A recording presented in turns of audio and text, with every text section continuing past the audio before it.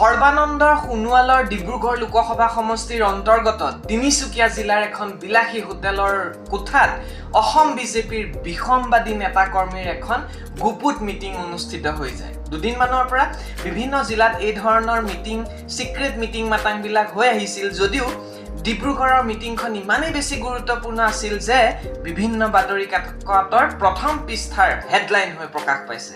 কিয় জানেনে? কাৰণ এই সিক্ৰেট মিটিংখনৰ গুৰি ধৰোতা আছিল ৰাজেন গোহাঁই।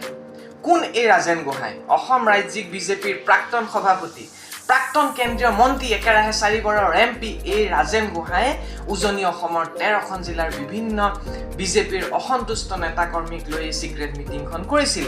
ইয়াৰ পৰা এটা কথা স্পষ্ট যে বহুদিনৰ আগৰে পৰা উমি জ্বলি থকা এই নতুন পুৰণি বিজেপিৰ সংঘাতৰ জুইকুৰা এই বছৰৰ শেষৰ ফালে দাও দাওকৈ জ্বলি উঠিব।